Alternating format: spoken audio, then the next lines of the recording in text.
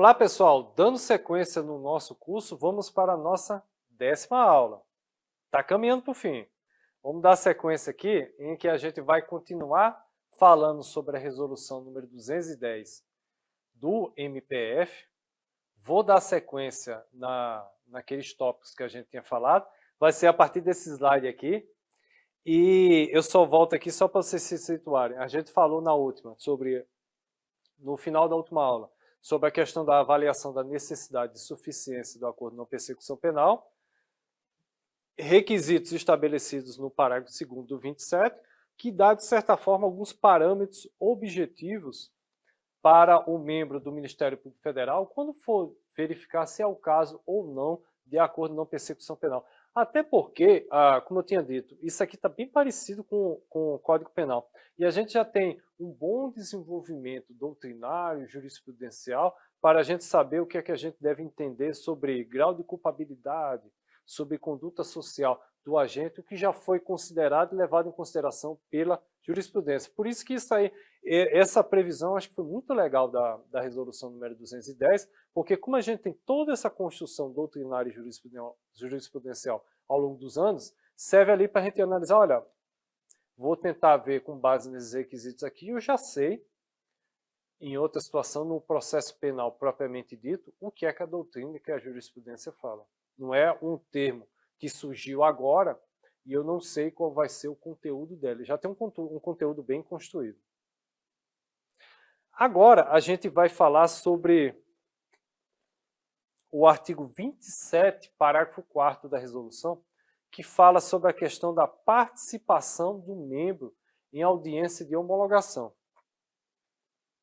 Eu já tinha falado aqui para vocês antes, já dei minha opinião, já falei o que tem na resolução do CNMP e dei minha opinião. Olha, como eu disse para vocês, particularmente, aqui está falando de facultativo, antes da gente ler.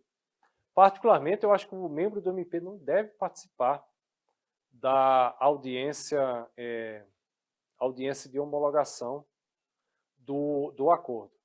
Participa? Olha, eu digo para você, você participa? Participa. Quando eu recebo a intimação, eu vou lá e participo. Eu não vou dizer, olha, excelência, pode tocar aí que que isso não é caso de participação do Ministério Público. Qual é a vantagem, vamos dizer assim, dessa participação?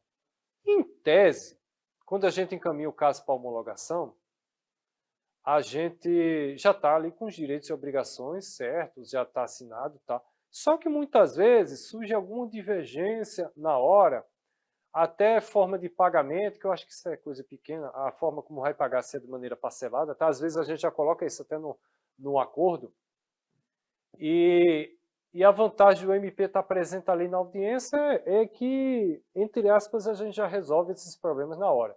Não precisa, olha, não deu certo aqui, vou encaminhar para a correção. Mas assim, o correto é que quando chega ali para a homologação, é que já está tudo certo, né? Já está direitos e obrigações, não vai ter qualquer discussão. E a audiência em si, como eu disse para vocês, é uma audiência em que o juiz vai verificar, olha, esse acusado foi coagido, ele agiu de maneira voluntária, é isso que ele vai verificar. Esse é um requisito que diz respeito também à própria regularidade e legalidade do acordo. E aí ele vai analisar também se o acordo foi legal, esse acordo foi regular.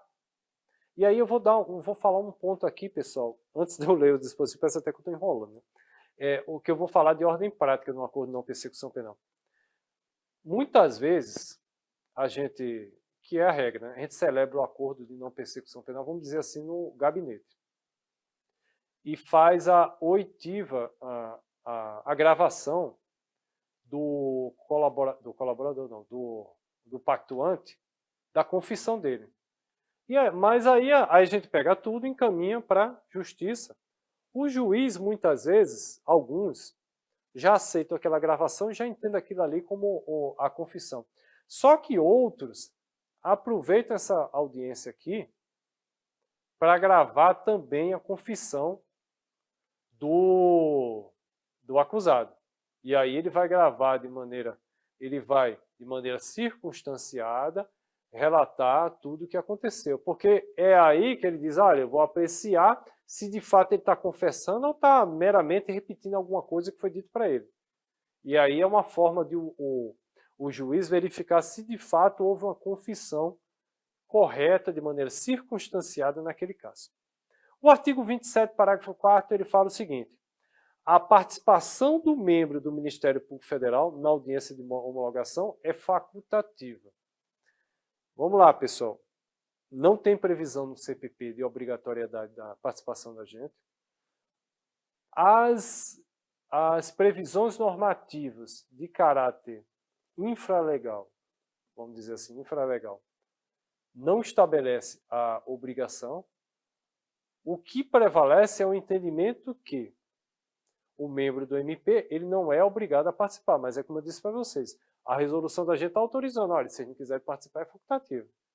Mas é como eu digo a você, a depender do local que vocês estiverem trabalhando, o juiz pode intimar para você participar. Você pode até dizer que não vai participar, mas eu sempre faço assim, para evitar divergência, eu vou lá e participo, até porque não vai gerar, acho que, muito problema no dia a dia. O objetivo da audiência é justamente aferir a voluntariedade do acusado. Se é para aferir a voluntariedade do acusado, qual a necessidade do membro do Ministério Público participar dessa audiência? A única situação, como eu falei para vocês, que eu vejo que pode ser útil a participação do membro do Ministério Público é a gente tentar adequar alguma coisa ali sobre o acordo que ficou um pouco em aberto. Mas, em tese, o acordo já foi lá, assinado, tudo certo, direitinho. Presença do advogado em todas as fases. Pessoal, eu já falei aqui desde o início do nosso curso. É necessário que o advogado, que o acusado esteja, durante todas as fases do acordo de não persecução penal, assistido por um advogado ou um defensor público, para que ele possa ter uma capacidade técnica para entender se o acordo de não persecução penal é a melhor hipótese para ele, é a melhor estratégia de atuação para o caso dele. Porque eu enquadro o acordo de não persecução penal também como uma estratégia de atuação. De você, porque muitas vezes você até sabe que você é responsável pela prática delitiva. Mas você pensa assim, olha, é melhor esse processo ter sequência, o prejuízo que eu for ter, uma relação de custo-benefício, vai ser menor esperando o processo, porque eu acredito que isso aqui não vai ter condenação. Ou então, a possível condenação vai ser melhor do que essas obrigações que o MP está querendo me oferecer. Por isso que a necessidade de participação do advogado ou o defensor público durante todas as fases do acordo de não persecução penal é algo que se impõe pela lei e a resolução, como não é diferente, traz previsão também nesse sentido. Por isso que o artigo 27, parágrafo 1º, fala que o investigado ou o acusado deve ser assistido por um advogado ou defensor público em todas as fases dos procedimentos de negociação, formalização, homologação e execução do acordo. Como eu falei já para vocês, pessoal, isso aqui são as fases que eu separei lá atrás para vocês, referentes ao acordo de não persecução penal. E em todas essas fases, eu tenho que ter a presença, a participação do advogado, que inclusive vai assinar o acordo. O membro do MP, o acusado e o advogado vai assinar o acordo. Decisão sobre a possibilidade do acordo. Quando eu vou para o artigo 27, no parágrafo 3º, eu vejo que é o seguinte, a resolução estabelece que é o seguinte, a decisão de propor o acordo, bem como a condução das tratativas nos processos e procedimentos de sua atribuição, constitui atividade privativa do Ministério Público Federal, devendo sempre que possível ser realizada em suas dependências, na modalidade presencial ou virtual, cabendo ao juízo ou tribunal a homologação em audiência. Aqui, pessoal, a resolução ela aconselha que a discussão sobre os acordos, a celebração do acordo, seja realizada nas dependências do Ministério Público Federal. Como eu vou falar mais na frente para vocês na parte prática, eu vejo duas situações práticas no dia a dia. Uma situação em que a gente oferece denúncia, mais cota, e tem essa discussão de tudo isso, antes do recebimento da denúncia, em juízo, que pode ser no juiz do caso, ou em alguns lugares que tem as centrais de conciliação, é feito aqui. E aqui o acordo sendo firmado aqui, já tem homologação e parte para execução. Nos centrais de conciliação é encaminhado para o juiz homologar, ou não, né? E sendo homologado, encaminhar para execução. E a outra hipótese, que é a hipótese que a gente vai tratar de maneira mais detalhada, é a hipótese aqui, ó, que a resolução recomenda, é de a gente fazer todas as tratativas, negociações dentro do MPF e encaminhar só para homologação.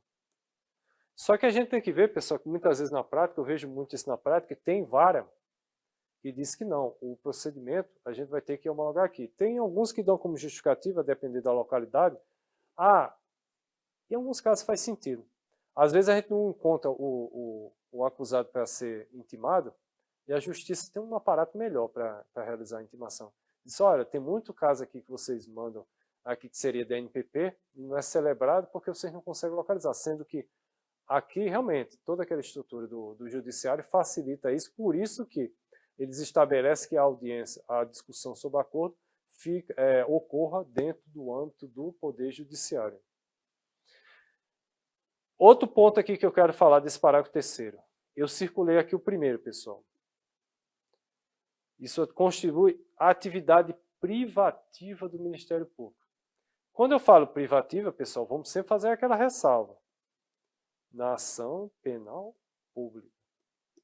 Quando tem esse privativo, pessoal, teve uma época, logo no começo, que se discutiu se o delegado de polícia, a polícia, poderia fazer a NPP, polícia.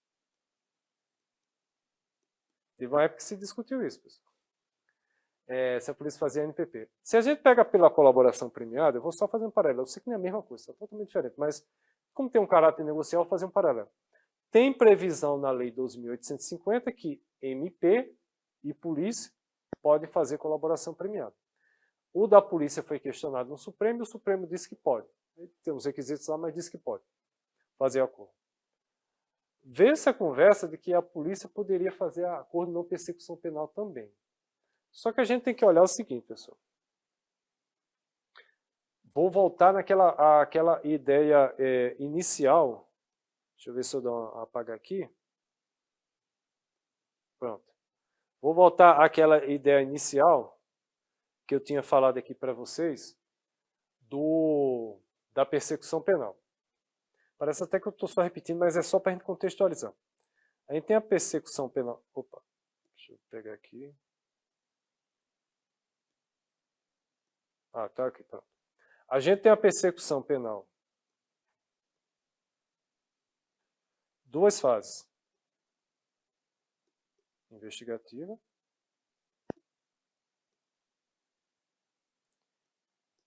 E a processual.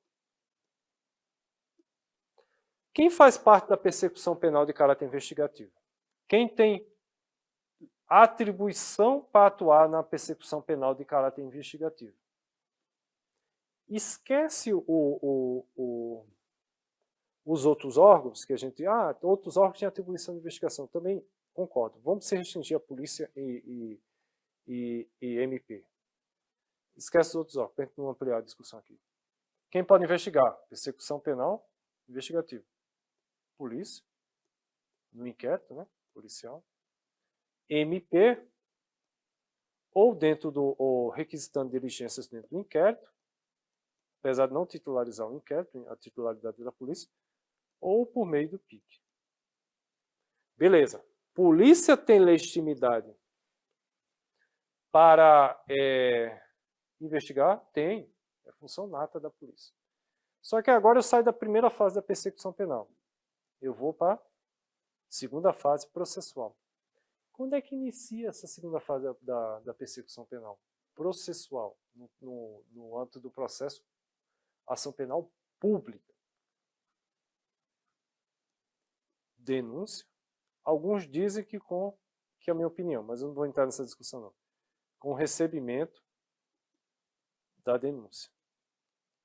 Quando eu falei de ANPP aqui para vocês, eu disse, olha, a ANPP é quando o caso está pronto para a denúncia e por uma situação, e por uma escolha de diversão processual de política criminal, uma solução diversa do processo em razão da política criminal que foi adotada, em vez de oferecer a denúncia, eu entendo que é suficiente o acordo de não persecução penal, eu apresento o acordo de não persecução penal.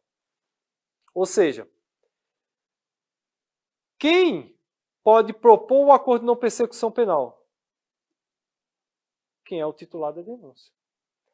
A atribuição processual, a atribuição de persecução penal na fase processual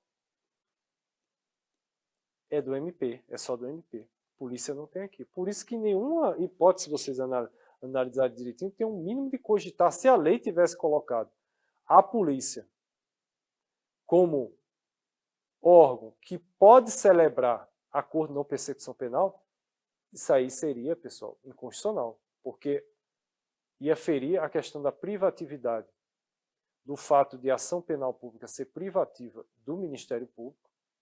Se é privativa do Ministério Público, o ANPP ele vai substituir a denúncia, só o MP pode oferecer, apresentar a denúncia, como eu vou atribuir um instituto de diversão processual, uma solução diversa do processo, do tradicional, que é por meio da denúncia, e o processo, a um órgão que não tem atribuição no âmbito da persecução penal de caráter processual. Polícia tem atribuição de persecução penal, apenas investigativa. A persecução penal plena, que eu chamo, esse é um termo meu, persecução penal plena, que é a que envolve a investigação e o processo penal, só o Ministério Público que tem. Por isso que a legitimidade é privativa do Ministério Público Federal ou estadual, a depender do MP que a gente está falando. Por isso que está totalmente correto aqui. Se tivesse alguma previsão em sentido contrário, mesmo sendo na lei, em favor da polícia, seria inconstitucional. Cabimento do ANPP. Cabimento do ANPP, eu vou para o artigo 27, parágrafo 5º da resolução número 210. Vocês estão vendo que está sendo interessante ver essa questão da resolução? Que a resolução está trazendo algumas especificidades que não tem nas regulamentações que a gente tratou até agora. O parágrafo 27, parágrafo 5º, ele fala o seguinte: se o membro do Ministério Público Federal verificar desde logo a ausência de justa causa para a propositura de ação penal, não oferecerá proposta de acordo. O que foi que eu falei com vocês aqui, pessoal? Eu venho falando com vocês desde o início. Não é só analisar aqueles requisitos do Código de Processo Penal se eles estão presentes. Eu devo verificar, esse é o principal, antes de eu analisar aqueles requisitos, tem uma condição prévia. É se o caso existe elementos suficientes de autoria e materialidade para uma denúncia. O caso tem que estar maduro, pronto para a denúncia. Por isso que quando o artigo 27, parágrafo 5º, ele fala que o membro do MPF verificar desde logo a ausência de justa causa para a ação penal, ele não deve oferecer o acordo de não persecução penal. Nesse caso, se não tem justa causa, ou ele continua as investigações para melhor apurar o caso, ou então é uma situação de arquivamento, não de oferecimento de acordo de não persecução penal. Dando sequência aqui,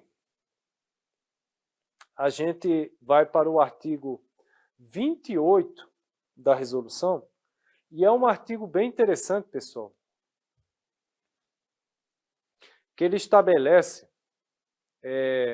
a questão procedimental a ser adotado e tem uma série de pontos que ele traz bem interessante, principalmente relacionado aos direitos das vítimas.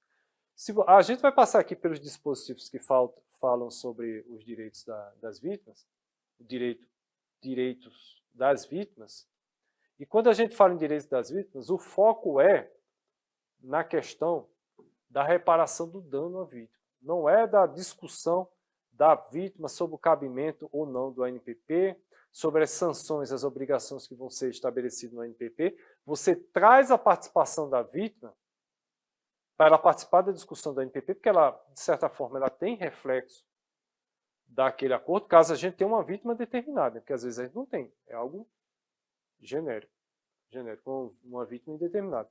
Eu trago para que ela possa participar da discussão com relação à possível indenização, a ser estabelecida no acordo de não persecução penal. Aí a pergunta que muitos podem estar fazendo, a vítima pode interferir na negociação do acordo, se o acordo deve ou não ser celebrado? Não. A discussão de mérito do acordo, se a celebração das obrigações a serem pactuadas, naquele caso, diz respeito ao Ministério Público e ao acusado. A vítima pode ter discussão com relação ao mérito do acordo, se ele cabe ou não, e quais são as obrigações que vão ser pactuadas, em acordos estabelecidos em ação penal privada. Se eu estou falando de ação penal pública, que é o caso da resolução número 210 do Conselho Superior do MPF, a vítima não pode entrar nesse tipo de discussão. A participação da vítima, a gente vai ver aqui no dispositivo, é centrado na questão da discussão do dano que ela sofreu, da possível reparação, da maneira como vai acontecer. E aí eu trago a vítima ao caso, para que ela possa participar, emitir sua opinião, tal, para a gente tentar fazer uma composição daquele caso. Vamos lá. Eu falei aqui, artigo 28, principal, questão procedimental, que a gente vai trazer aqui, a procedimental até que a gente vai seguir, muitas vezes, internamento, e alguns pontos a serem destacados. O primeiro ponto, que é o que eu falo aqui para vocês, que eu já tinha falado, direito das vítimas. Aí a gente vai para a redação do 28, parágrafo 3º.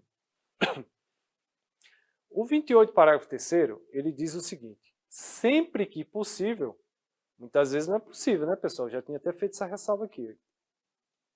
O membro do MPF deverá diligenciar para que a vítima, ou na ausência desta, o cônjuge, o ascendente, o descendente ou o irmão, participe das negociações do acordo de não persecução penal, com vistas à reparação dos danos patrimoniais e extrapatrimoniais causados pela infração penal. E aí, pessoal, vem aquilo que eu tinha falado aqui para vocês.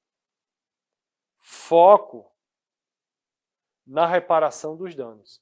Essa participação, quando eu falo aqui sempre que possível, por quê? Muitas vezes não tem uma vítima determinada, ou então eu não sei quem é a vítima, alguém foi vítima, mas eu não sei quem é a vítima.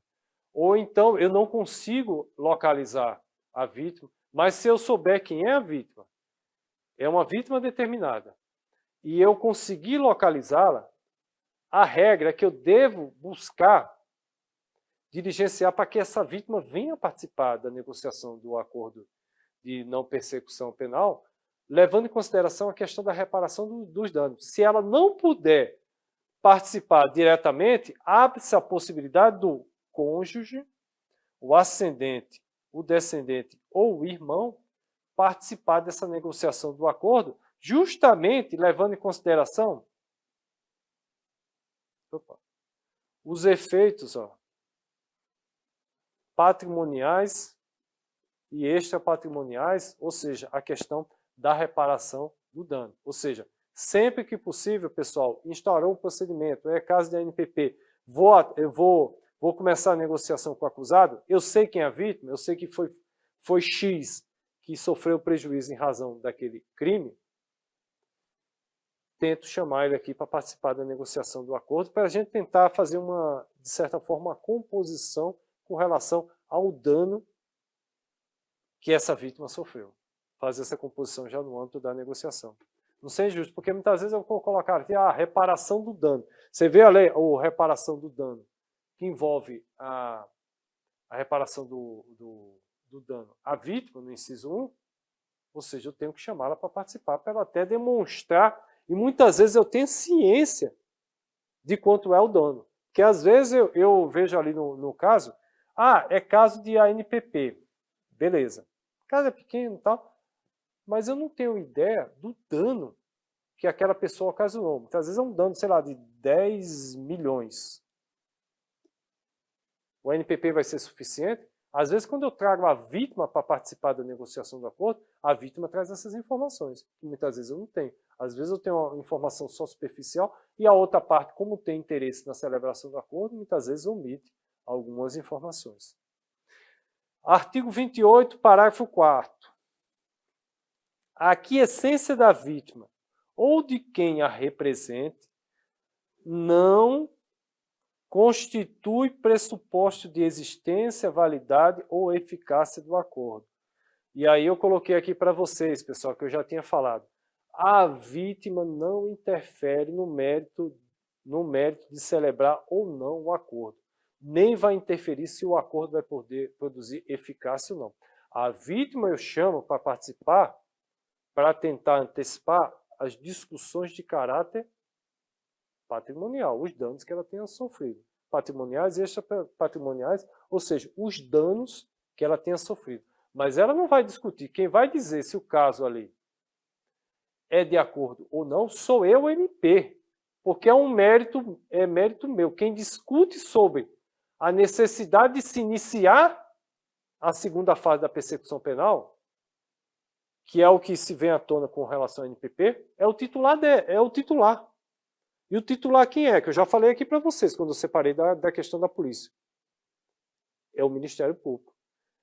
É a vítima. Mas a vítima, eu estou falando, a questão patrimonial, muitas vezes não é definido no acordo de não persecução penal, mas não impede que a vítima venha tomar as providências com relação ao responsável pela prática delitiva. Por isso que vítima não interfere, a sua opinião não vai evitar, não vai ser um pressuposto para a existência do acordo, para a sua validade ou para a sua eficácia. O mérito do acordo, se ele vai acontecer ou não, é discussão entre as partes. A gente está falando de justiça negocial. No caso de ação penal pública, MP e acusado. Nem a vítima interfere, nem o juiz interfere, como eu falei para vocês. A gente chama a vítima para participar. Mas ela não vai impedir que a gente celebre o acordo se a gente entender que é o caso de acordo. Também a gente não vai impedir que ela venha tomar as providências para cobrar, se não tivesse sido abarcado pelo acordo, o dano que ela disse que sofreu. O juiz também não interfere, ele vai fazer apenas um controle de legalidade, regularidade e da questão da voluntariedade do acordo no momento em que esse acordo for submetido à homologação. No slide seguinte, pessoal, no artigo 28, que a gente vai dar sequência na próxima aula, a gente vai dar sequência falando sobre essa questão da participação da vítima no acordo de não persecução penal, terminar a parte da resolução para, ao final, nas últimas aulas, provavelmente nas duas últimas, a gente falar sobre aquela questão procedimental, bem prática mesmo, com base no roteiro adotado pela 5ª Câmara de Coordenação e Revisão. Então, pessoal, eu paro por aqui para a gente pegar aqui a partir do artigo 28, parágrafo 5º, inciso 1, da resolução número 210, a partir da nossa próxima aula. Então, pessoal, até a nossa próxima aula.